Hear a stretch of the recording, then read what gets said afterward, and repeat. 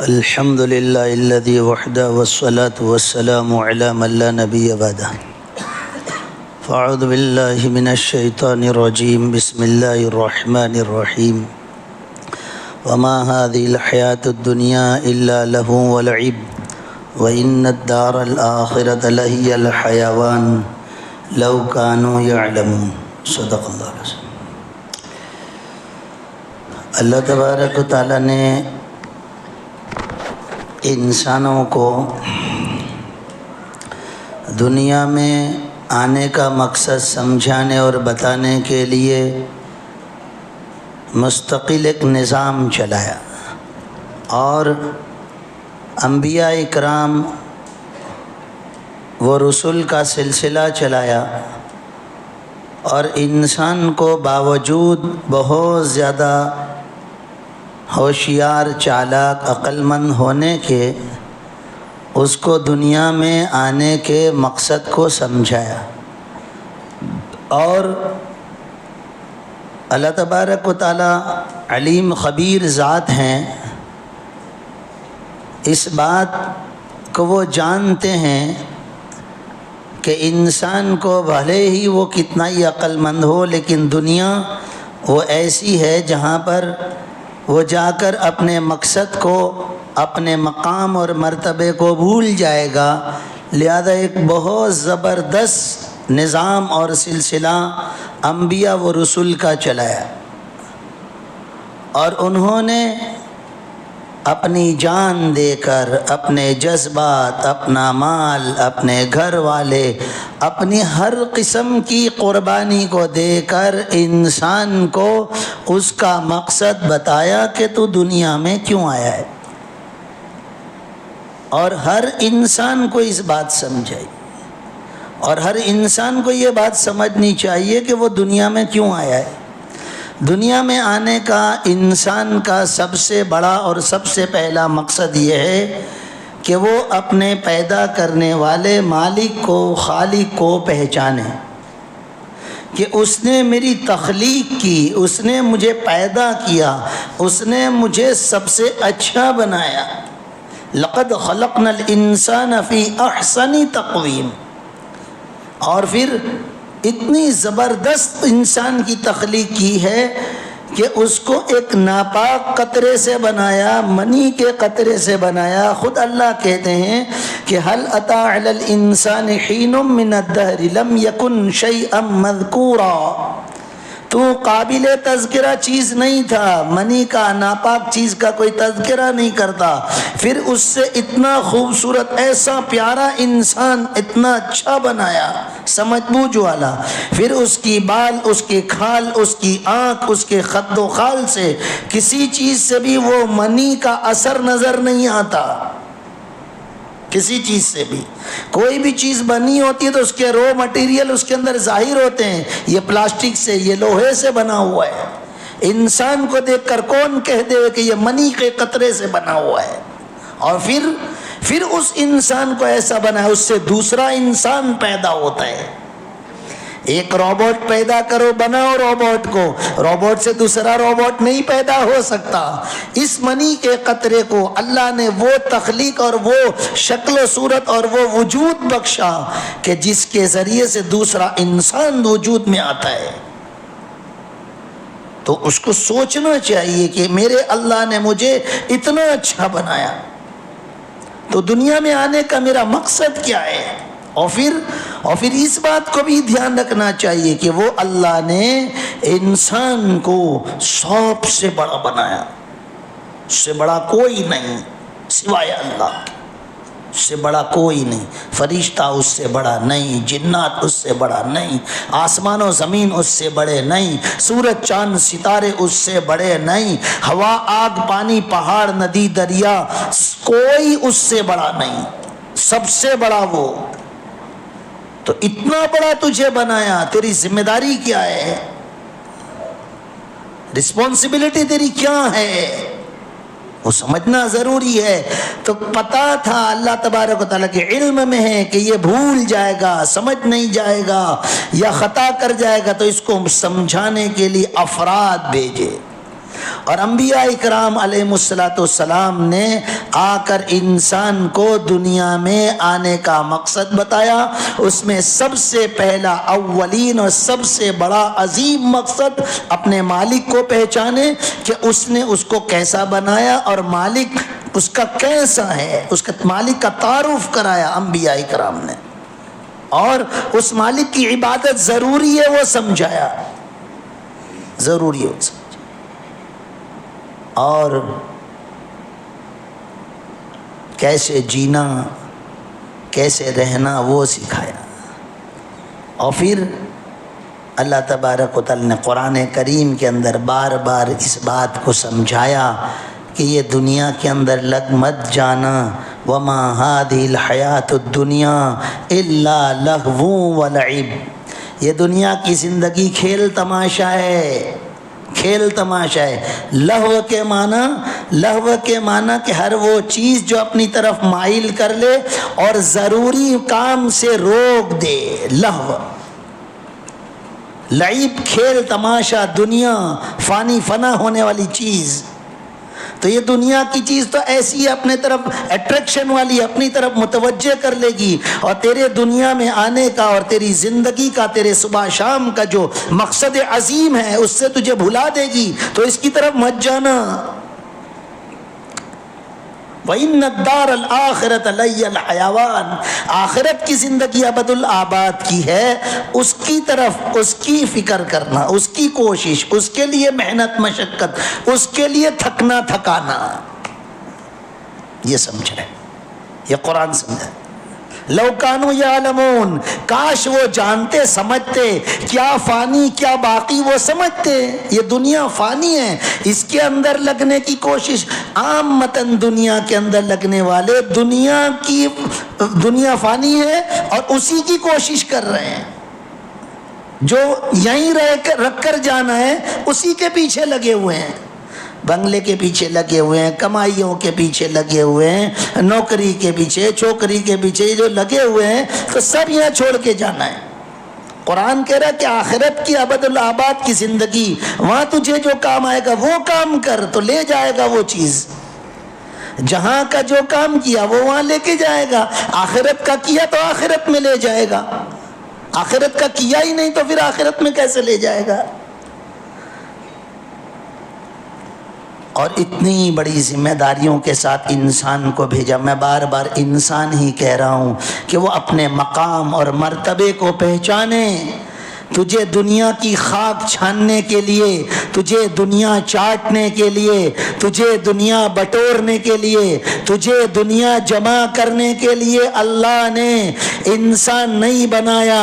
تجھے رسول اللہ صلی اللہ علیہ وسلم کا غلام تجھے اس لیے نہیں بنایا کہ تیری زندگی کی ساری تگ و دو اور کوشش اور تیری سعی اور تیری مساعی وہ سب کے سب صرف دنیا ہو. نہیں، اس لیے تجھے نہیں بنا. انسانوں کے درد کے لیے، انسانوں کی مدد کرنے کے لیے اور اللہ کی زمین پر انصاف کرنے کے لیے تجھے انسان بنایا. تجھے رہبر تجھے کیسے دیے کہ ہر نبی انصاف کرنے والا، کوئی نبی کسی پر ظلم زیادتی نہیں کرتا. ایسے تجھے رہبر دیے، دیکھ ان کو اور ان کو دیکھ کر چل. بلکہ ظلم زیادتی کرنے والوں کے ساتھ اخلاق کا، معافی کا، درگزر کا معاملہ کر رہے ہیں. اور کیا ہو گیا انسانوں کو؟ اتنا بڑا اتنا قیمتی انسان وہ لہو و لعب میں پڑا ہوا ہے. وہ اللہ کے سجدوں کو چھوڑ کر اذانوں کی تعظیم، اذانوں کی پکاریں اور آوازیں کان میں آئے، کوئی فرق نہیں. بیٹھے ہوئے ہیں، لگے ہوئے ہیں، گھنٹوں بیٹھے ہوئے ہیں. اس سے پہلے اس کا تذکرہ، وہاں بیٹھ کر وہ تزیہ اوقات، اس کے بعد آج تک اس کے تذکرے کر رہے ہیں. اس لیے تھوڑی اللہ نے پیدا کیا. دیکھو اسلام نے بعض کھیلوں کی اجازت دی ہے، بار بار میں اس بات کو سمجھاتا رہتا ہوں کہ اسلام کوئی ایسا تھوپ دینے والا اور خشک مذہب نہیں ہے کہ انسان کے مزاج کے خلاف جائے، ایسا نہیں۔ اس کی خوشی کا، اس کے کھیل کا، اس کے غم کا، اس کے کمانے کا، اس کے رہنے کا، اس کے جذبات کا، اس کی جوانی کا، اس کے ہر قسم کی ہر چیزوں کا خیال رکھ کر رب ذوالجلال نے اصول و ضوابط اور قاعدے قانون اس طرح جینا۔ کوئی قانون اللہ کی طرف سے زندگی جینے کا ایسا نہیں دیا کہ وہ انسانی زندگی کے خلاف جاتا ہو کہ ایسا تو کیسے جئیں گے۔ مثلا یوں آ جائے شادی مت کرنا، ارے کیسے جئیں گے؟ کھیلنا نہیں کہ کھیلے بغیر کیسے جئیں گے؟ تو بعض کھیلوں کی اجازت دی، کھیل کی اجازت دی۔ نبی کریم صلی اللہ علیہ وسلم کھڑے ہیں اور امی جان عائشہ صدیقہ طاہرہ عفیفہ حمیرہ آپ کے پیچھے ہیں، آپ خود ان کو اپنے پیچھے رکھ کر وہ کندھے کی اوٹ میں سے کھیل دیکھ رہے ہیں اور اللہ کے نبی صلی اللہ علیہ وسلم کھڑے رہ کر کھیل دکھا رہے ہیں۔ کوئی اللہ کا حکم نہیں ٹوٹ رہا ہے، کوئی نماز، کوئی اللہ تبارک و تعالیٰ کی ناراضگی اس میں نہیں آ رہی ہے۔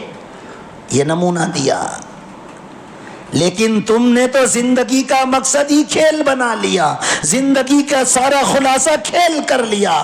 ایک دن مولانا، ایک دن، ارے ایک دن نہیں، مہینوں سے دھندے چل رہے ہیں۔ انسان تجھے اس لیے پیدا کیا گیا تھا، تو اپنے بال بچے، کام دھندا اور دنیا کی مشغولی، کوئی مرا، کوئی بیمار، کوئی سیمار، کوئی کیسا، سب کو بھول بھال کر تو صرف ایک طرف ہو جائے، کھیل کی طرف۔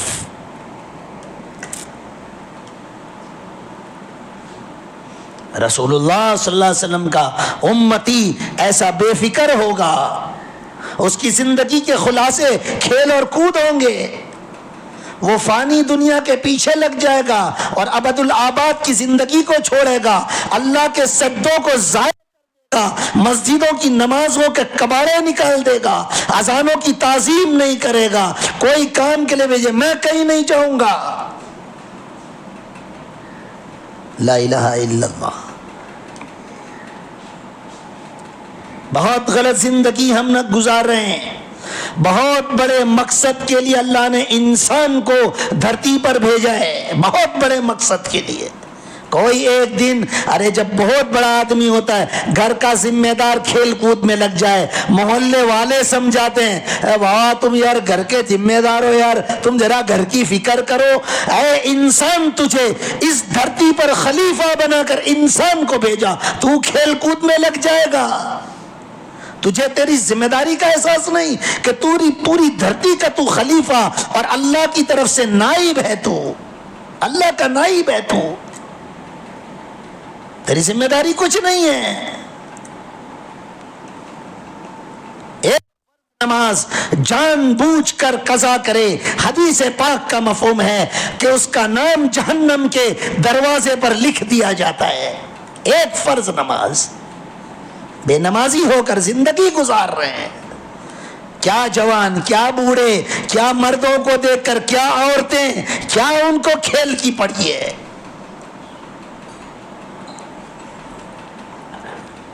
پھر اس پر تبصرے کریں، اس میں سروں کو دیواروں سے پٹکیں۔ لا الہ الا اللہ۔ بہت زیادہ اپنی زندگی کے بارے میں سوچنے کی ضرورت ہے۔ اللہ تبارک و تعالیٰ نے تجھے دنیا میں بھیجا، تھوڑی دیر کا تیرا سوچ اور غور و فکر تجھے برسوں کی عبادت کے خلاصے دلائے گا۔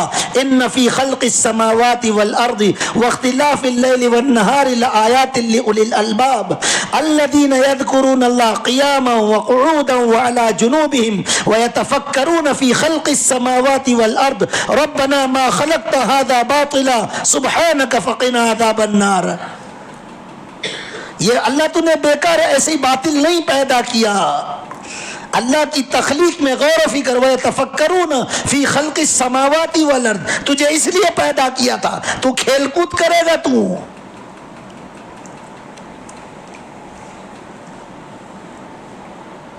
ہر چیز کی ایک مقدار ہوتی ہے، اور اسلام نے ہر چیز کی ایک حد بندی کی ہے، ہر چیز کی حد بندی کی ہے۔ کوئی سالن، کوئی شربت، کچھ آپ کو بنانا ہے سب مقدار سے اندر گرے گا۔ آنکھ بند کر کے مرچ نہیں ڈال سکتے، آنکھ بند کر کے نمک نہیں ڈال سکتے، آنکھ بند کر کے شکر نہیں ڈال سکتے، مقدار ہے۔ تو یہ زندگی کی مقدار اللہ نے بتائی ہے، کہاں کھیلو گے، کیا کھیلو گے، کب کھیلو گے، کتنا کھیلو گے، کہاں کیسے کھیلو گے۔ وہ اللہ نے پوری شریعت بھیجی، انسان کے لیے قانون بھیجا، تو کھیل کو زندگی کا مقصد بنا لے گا۔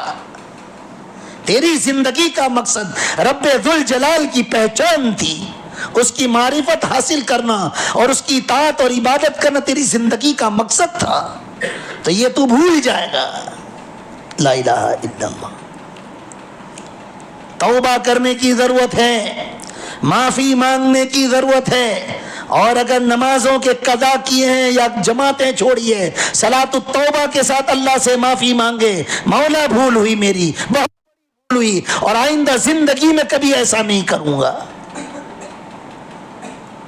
وہ کھیل دیکھتے دیکھتے مر جاتے، ایک دن کہہ رہے ہو نا، وہ کھیل دیکھتے مر جاتے، کیا کلمہ اور کیا تیری آخرت سنبھلتی۔ وہ دن تو کسی کو موت آنے والی نہیں تھی نا۔ ہر کوئی کہتا کھیل دیکھتے دیکھتے مر گئے، بلکہ وہ کھیل کا غم لے کے ہی مر گئے۔ صلی علی محمد۔ بھائیو، عزیزو، دوستو، بزرگو، بہت زیادہ یہ دنیا کی زندگی کو سوچنے کی ضرورت ہے۔ اللہ نے ہمیں ان الدنیا خلقت لکم وانکم خلقتم للآخرہ، کہ اللہ تبارک و تعالیٰ نے دنیا تو ہمارے لیے بنائی، ہم کو آخرت کے لیے بنایا ہے۔ ہمیشہ کی زندگی والے گھر اور ابد الآباد کی جو زندگی ہے جہاں پر کوئی خاتمہ نہیں، یہ دنیا کی زندگی جو کھیل تماشا بتایا جا رہا ہے نا، قرآن کہہ رہا ہے، تو کھیل تماشا کیا ہوتا ہے؟ تھوڑی دیر کا انٹرٹینمنٹ، لو پورا ہو گیا، پورا ہو گیا۔ تو یہ دنیا کی زندگی ایسی ہے، بس موت پر پوری ہو جائے گی، یہ کھیل تماشا۔ آخرت کی زندگی، اس کے مزے، اس کی زندگی، اس کی جوانی، وہ ہمیشہ کی ہے، وہ کھیل تماشا نہیں ہے۔ لا الہ الا اللہ۔ تو دنیا کی زندگی، دنیا میں لگنا گویا کہ تھوڑی دیر کا انٹرٹینمنٹ ہے، دنیا کی ٹیمپرری عارضی زندگی۔ اللہ رب العزت سوجھ بوجھ عطا فرمائے اور اس سے توبہ کی توفیق عطا فرمائے۔ اللہ رب العزت نے ہمیں ہر دن اس کے سجدے کرنے کے لیے، اس کی یاد، ذکر و تلاوت کے لیے، اس کے بندوں کی خدمت کے لیے، کنتم خیر امت اخرجت، تجھے لوگوں کے فائدہ پہنچانے کے لیے تجھے اللہ نے یہ دنیا میں، دھرتی میں تجھے نبی کا غلام، نبی کا تجھے امتی بنایا۔ ذمہ دار آدمی اپنی ذمہ داری کو چھوڑ کر، پلین چلانے والا بھائی 9 گھنٹے چلا گا، تھوڑی دیر میں سب مر جائیں گے، کیا تھوڑی دیر۔ اللہ تبارک و تعالی ہمیں عقل عطا فرمائے، سوجھ عطا فرمائے، اور غلط زندگی سے توبہ کرنے کی توفیق عطا فرمائے، اور رسول اللہ صلی اللہ علیہ وسلم جیسا ہمیں رہبری کر کے گئے، ٹھیک اسی طرز پر ہمیں زندگی گزارنے کی اللہ توفیق عظیم، توفیق خاص عطا فرمائے۔ وآخر دعوانا